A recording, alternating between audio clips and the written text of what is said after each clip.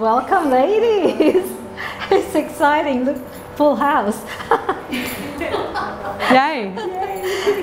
I really want to thank you for coming tonight. It's awesome, and thank you, Sarah. You're the only audience, legit audience. That's right. No. But it's going to be an exciting talk anyway, because we are all going to learn from each other. And Leonie is really awesome. She shocked me and awed me, and this is what happened. Yeah. My kids don't like me anymore because I eat healthier. But yeah, I'll give it to Leonie, and let's have fun. Cool, thank you. Thank you. So my name's Leonie McDonald, Sarah, and I'm a naturopath, as you don't know. Everyone else does. And tonight I'm going to do a bit of shock and awe, just a little talk about basic nutrition and the latest sort of information that's available to us through science and research. So let's get started.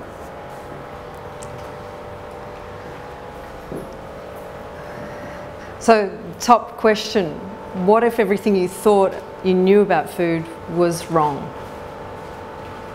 It's interesting to note that everything that we learn about food nowadays is given to us and presented from a scientific perspective, but how much of that science is actually verified and true?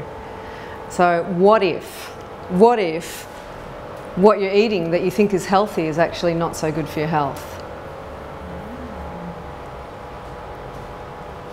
Which brings us to Western foods and Western disease. And so many people in the West are exhibiting signs of more dis-ease nowadays than ever before. And it's all food related. So if we change the way that we eat, what if we had a health epidemic?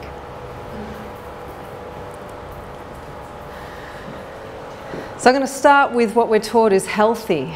And we'll start the day with breakfast. So I've put up a few ideas for brekkie. Porridge and fresh fruit. Would you say that we're taught that that's healthy? Yeah, taught that's healthy.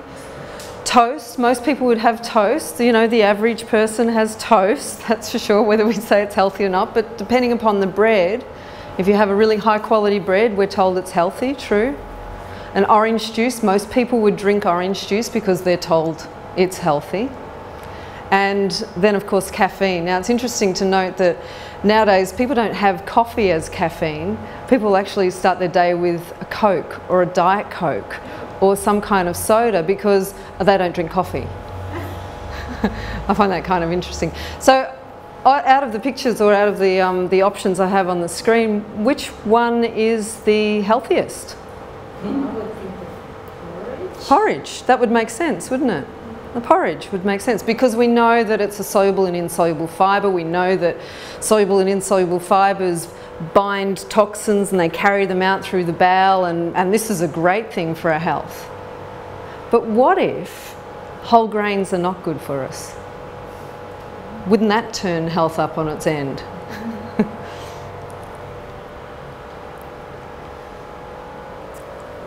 Grains, and in particular gluten, actually attack the brain, and they do so by crossing the blood-brain barrier.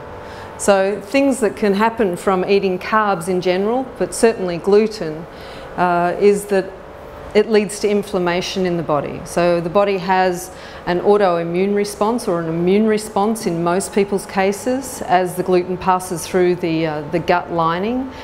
And inflammation occurs throughout the body, and it can occur anywhere, wherever our potential or general weakness is. It can occur in our skin or in our joints or in many people's cases up in the brain. So affecting things like the nervous system, that's reasonably important, causing headaches, anxiety, depression, and leading to even more serious issues like dementia and Alzheimer's. But gluten is actually linked with serious disorders, including seizures and including Parkinson's and including all of our autoimmune disorders. But I'm not just talking about gluten, I'm talking about all grains. So it's actually the carbohydrate and the sugar content that is the problem. Leads to also insulin resistance, obesity of course, and cholesterol changes because of the sugar. And this was from, what was the healthy option that we spoke about? Oats. Oats, yeah, oats. How about lunch? Let's have a look at a healthy lunch. Again, this is what we've been told is healthy, but is it really healthy? So a salad wrap. I know when I went through college I was told that a salad wrap would be a good thing. Add some protein to it, will sustain your hunger, will promote good energy, and the vegetables be really great for your body, but it's in a wrap. What's the wrap made of? Wheat, or at the very least grains. So once again, something that seems so healthy and so simple and less grains is still a problem. Doesn't leave us with much though, does it, in Western society, because we rely on grains. Egg on toast. Egg on toast, that's got to be good, doesn't it?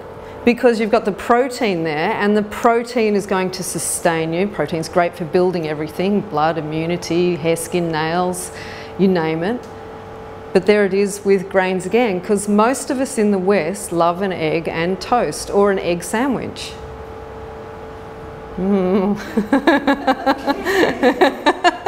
Yeah, sorry about that. But once again, it's grains. So I've got a little quote, and this is from William Davis, and he wrote the book Wheat Belly. And it says, wheat consumption can reach deep down into virtually every organ of the body, from the intestines, liver, heart, and the thyroid gland, all the way up to the brain. So here we have it, all the latest research, and by the way, the latest research has been out for about 17 years. So the latest research that we've only just heard about is telling us that it's affecting different parts of the body. How many people do you know that have some kind of thyroid imbalance? Just to name one. Yeah, how many of you have some kind of thyroid imbalance? Yeah, what if it's as simple as grains in your diet that are causing the thyroid to become imbalanced? Wow, yeah, wow. But how hard is it? How hard is it to go grain-free? Extremely. Extremely, because we're Westerners, and because as Westerners, I see the Easterners in the room, but as Westerners living in the Western world, it's our staple, isn't it? It's what we base our diet on. Tricky. So let's have a look at it. Everybody is affected by grains, and this is how it happens, just simply. There's a chemical called zonulin, and zonulin actually affects the gut, and it causes an ability for the gut to open, and we call it leaky gut. So zonulin actually increases the permeability of the gut, and what it does is it allows proteins, and in particular gliadin from gluten, to pass from the gut into the bloodstream. And of course, once that happens, it's something that's not meant to be in the bloodstream. So what does the body do? It has an immune response. The body's really clever. It says, no, you're not meant to be there. So my immune system's going to kick in, and it's going to make what they call anti-gliadin antibodies, which is big blah, blah, blah, to say I'm going to attack the gluten or the gliadin that's just gone into the bloodstream. So of course, the issue is that this then causes inflammation around the body, and this is where it can be systemic. It can go anywhere. So for some people who are celiac, it's very obvious where it's going to affect them. It's going to affect their gut. And for others who are sensitive to grains but don't really know about it, it may affect their gut. It may affect their joints. They may have arthritis. They may have rheumatoid arthritis, which is an autoimmune disorder. They may have some kind of thyroid imbalance. They may have a skin condition or a lung condition, or worse still, it may affect their brain, because of course it goes across the blood-brain barrier. The anti-gliadin antibodies go across the blood-brain barrier into the brain and lead to inflammation in the brain. How many of you are having trouble concentrating at the moment? It could be the anti-gliadin antibodies. These are the effects, that it decreases our ability to concentrate. And that's just on a tiny level. And then long term, what happens long term over a whole lifetime if you are susceptible, or if you have a family history of brain disorders or chemical imbalances or conditions such as dementia and Alzheimer's, how does that set you up? Something to think about, isn't it? So just backstepping again, let's look at what it is. It's the protein from the grains. So I've got some pictures of grains and some carbohydrates. But not only that, sugar is going to be a problem as well, because it all turns to sugar in the body, and that causes peaks and lulls in our blood sugar levels, which increases issues and certainly Western diseases. How many of you eat any of those or drink any of those? Oh no, never. I've never touched chocolate. Never. Never. Never. And I would never have a glass of wine. There is chocolate there. I had a salted caramel Tim Tams. But I don't eat sugar. This is what we hear people say all the time, isn't it? I don't eat sugar. That doesn't apply to me. I don't have grains. I spoke to a lady today, and she said, oh, but I don't really have grains. And upon further speaking with her, she was using flour in her cooking, but I don't eat grains. And she was rolling fish in breadcrumbs, but she doesn't have grains. And she was making cakes and things, but she doesn't have grains. So people don't realise that the flour that we use actually came from a grain. You know, it's refined and processed, and it still causes a problem, and even worse, because it's totally smashed to smithereens. So of course there is something worse than sugar if you're not having sugar, and I just thought I'd put it in, just to remind people.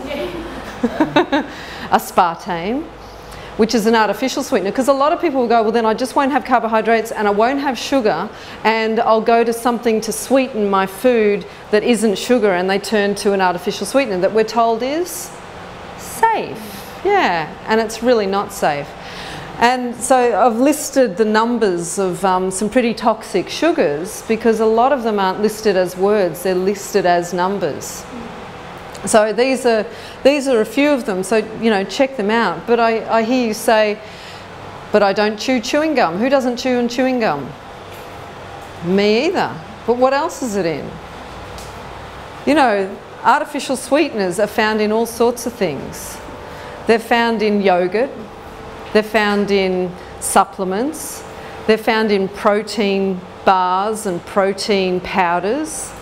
They're found in all sorts of foods, they're found in different lollies, and they're found in Metamucil, they're found in fibre. Children's medicines. Definitely in children's medicines, they're found in anti-seizure drugs, they're found in vaccinations, they're found in all sorts of things. I don't know why we need to sweeten a vaccine.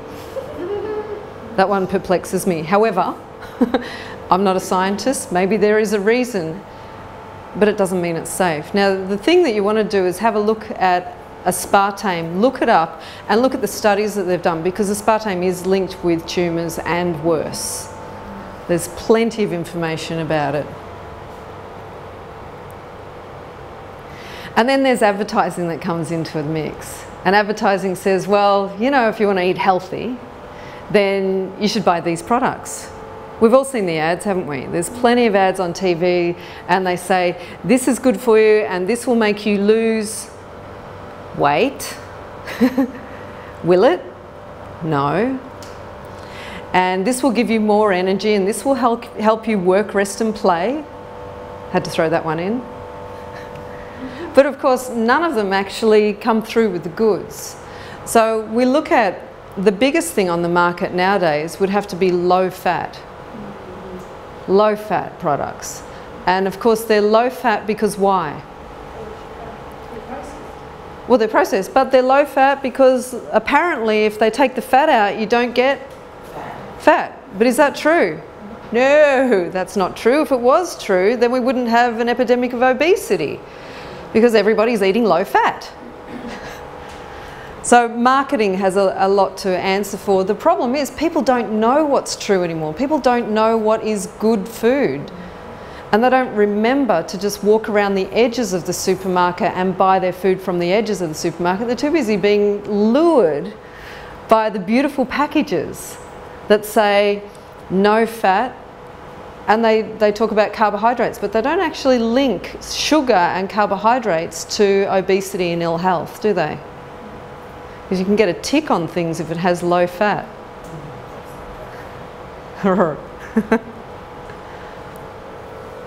Alrighty, so let's have a look at things to avoid. So sugar substitutes, of course. There's a couple of safe ones. They're from fruit sugar and a couple from trees that they're starting to bring into play now that are better for you. But I would advise looking into sugars and the artificial ones, but avoid all the numbers that you see. Of course, reduced fat products. Reduced fat means increased fat in your body, because they're higher in sugar and sugar turns to fat. Artificial colours, flavours and additives. Would your grandmother or your great-grandmother eat artificial flavours, colours and additives? No, it was never part of our life, and yet for some reason we think that the chemicals that they put into packaged foods are safe because they wouldn't put them in if they were unsafe. That's what people believe, isn't it? It's not necessarily true, but that's what people believe. So I suggest that you question everything. So processed foods, if it comes in a tin or a packet, question it. If you can't understand the word on the tin or the packet and it looks like a chemical, don't eat it. It is a chemical. Because how many doses of that chemical in your food does it take to be unhealthy? I was listening to a podcast today, up for a chat, and they were talking about a tiny little pill that women take to stop them from getting pregnant. And the comment was, and I found it quite profound, because it's this tiny little pill that stops women from getting pregnant. This big. How powerful is a pill this big that it can stop somebody from falling pregnant? So how many ingredients do you need to have in your food to have a powerful and potentially negative effect on your body that we don't even question? And then how many of them are we eating? How many packets do you have in your cupboard, in your pantry? And then the combination of those, how does that accumulate in the body? Something to consider, isn't it?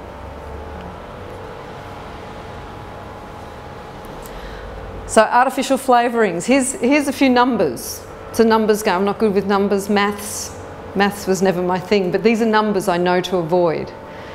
So there's a great book you can get. It's called The Chemical Maze, or you can download the app, The Chemical Maze, and check it out. It's got little smiley faces, or it's got sad faces to say when something's not good for you. And it gives you all the side effects. And as a general rule, when I read something, if it says not to be used in infant foods, don't use it. Because if it's not safe for a child or a baby, don't use it in adults either. The only reason most things say not to be used in infant foods is because it can be traced back to that particular product. If there's a health issue, it can be traced back, because often, like in milk formulas, for example, they won't put it in because that's the only food that the child is on. So it's obvious which food is causing the problem. So if you see anything with a warning not to be used in infant formulas or infant foods, don't eat it. It's not good for you. And of course, we have a look at all of these wonderful things, and they contain MSG. That's another issue, isn't it? And I hear people say all the time, but I only eat the good stuff. What if it is hidden? What if they don't even write it on the labels? Because they don't have to write everything on the labels, and certainly not in supplements nowadays. Supplements are my business. I'm a naturopath. And they don't put what they sweeten it with, or what they thicken it with, or what the binding agents are. So even in supplements, you have to ask the question. So I buy mostly powders. Powders and liquids. Powders and liquids are great because they list everything and that's all you get. Capsules are better as well, but you've got to look at it all. They say things like stabiliser, emulsifier and humectants. Now if you went to your pantry How many of you would find a humectant? Yeah. Oh, let's put a bit of that in something. Vegetable gums. Now, some of them are going to be fine. But which ones, and what if they're not? And what if there's an accumulative effect?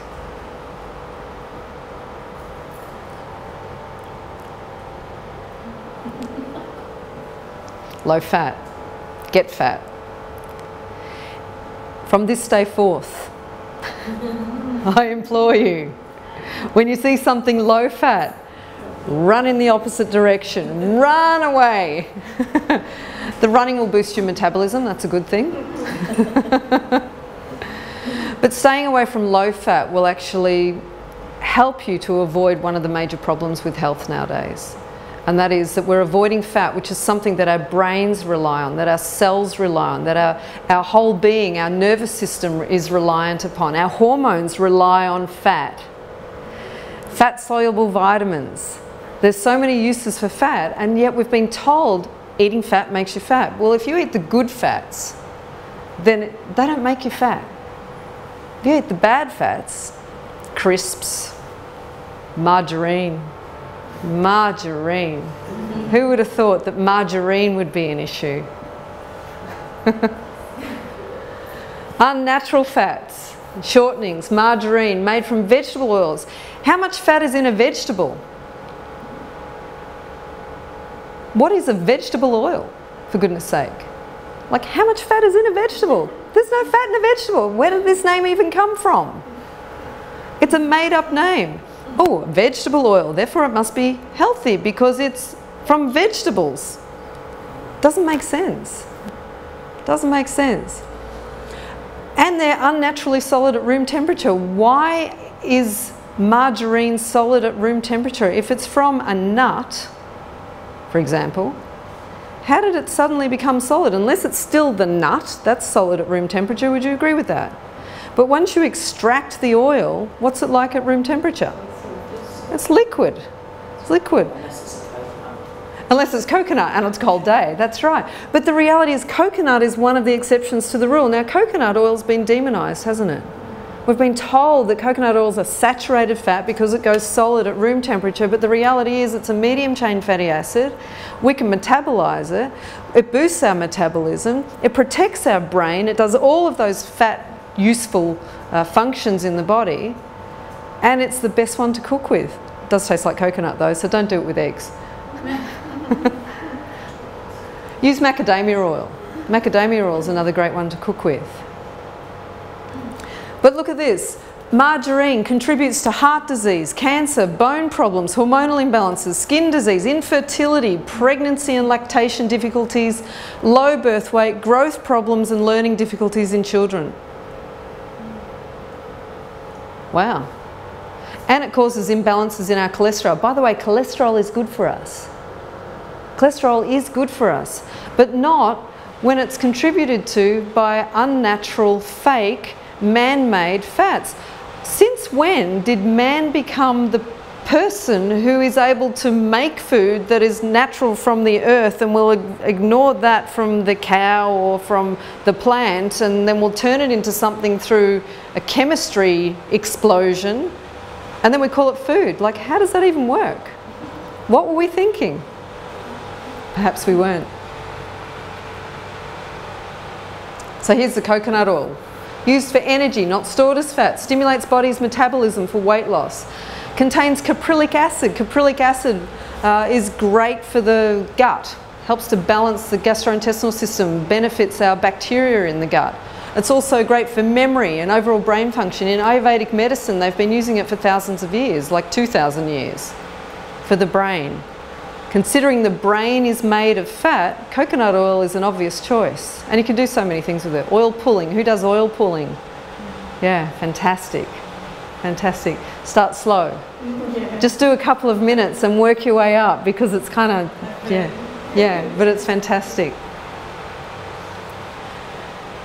The other problem is that it's not just food that we're exposed to that can be dangerous. We're exposed to environmental toxins as well, and phthalates is one that we need to consider. Who's heard of them? Something's interesting is a new word, obesogenic. Yeah, it makes you fat, yeah. Now this is a term that was scientifically released to the community in 2006. And phthalates are known as the obesogenic. What are they found in? All sorts of things. But we find them at home. We find them at home. And not only will we find them in our food, in plastics, but we find them in the environment. So perfume, fragrance, anything that smells has a phthalate in it. Paint.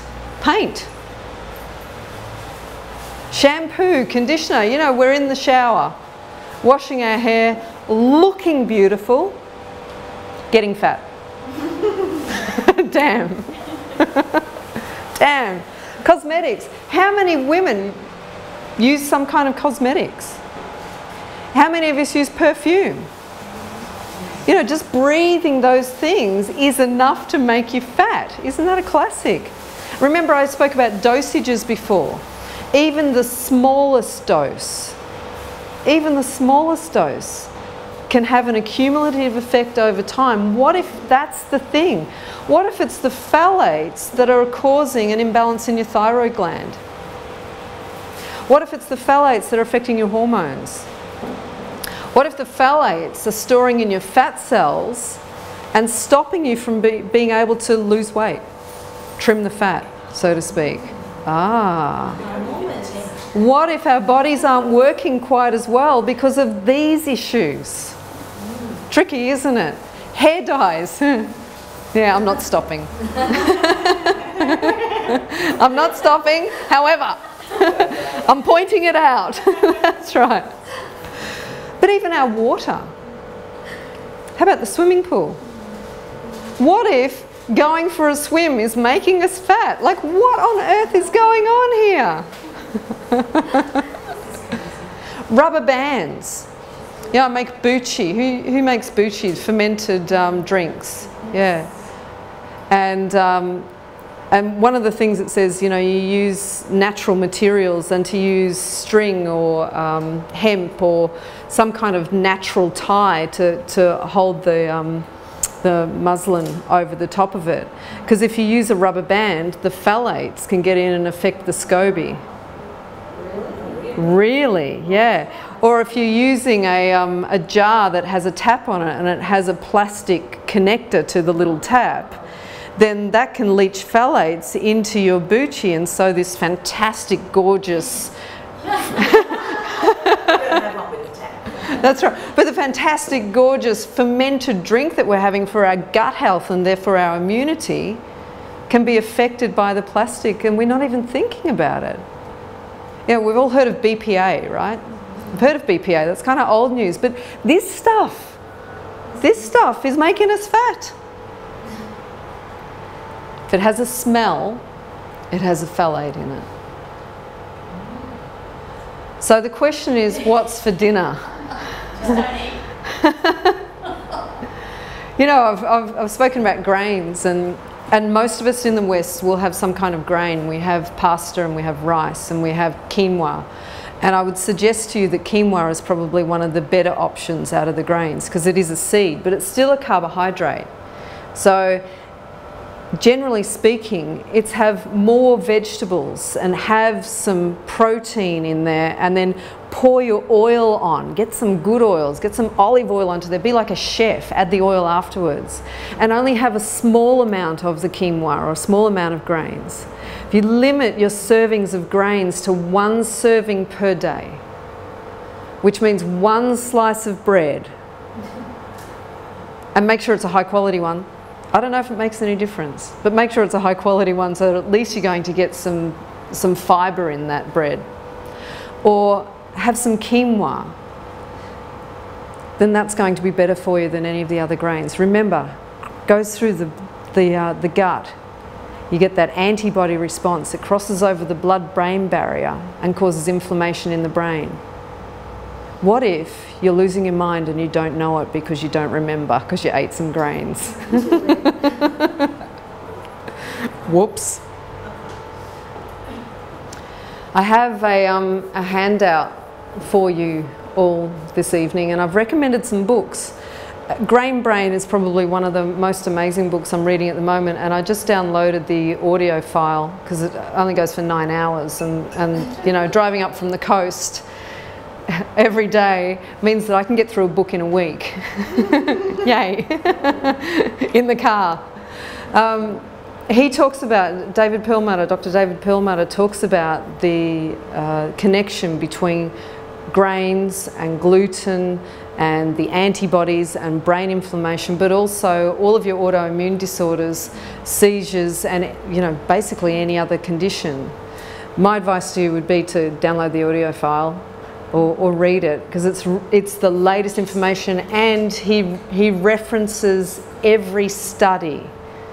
So it is scientifically proven stuff.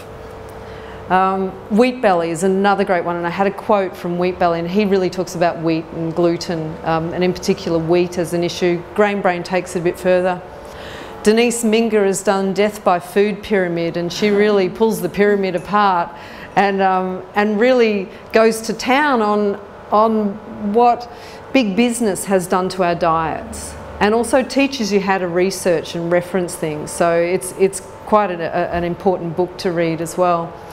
Gluten-Free, Grain-Free by Tanya Hubbard. She's a Sunshine Coast girl that wrote an incredible cookbook, and with some delicious recipes that has bread options that have no grains in them. Hey. You've got the Up for a Chat girls with Cindy O'Meara, Kim Morrison and Karen Smith, and I just listened to their podcast today on thyroid health. So they've got some amazing information, and they're good for a laugh as well, but they do give you all the latest information. I do recommend that you read that. This is all free, you know, your podcasts are free. And Rob Wolf and the Wellness Guys have incredible guests on their programs that talk about the latest stuff as well.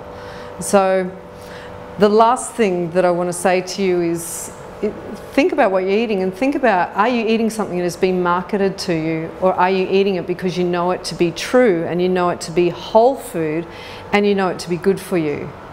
Are you eating it because that's what you've always done, or are you eating it because you know it's health?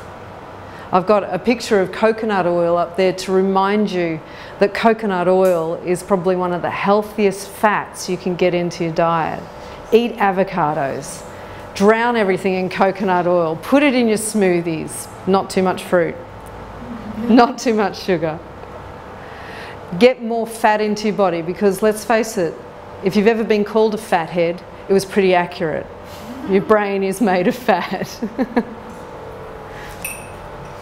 Thank you.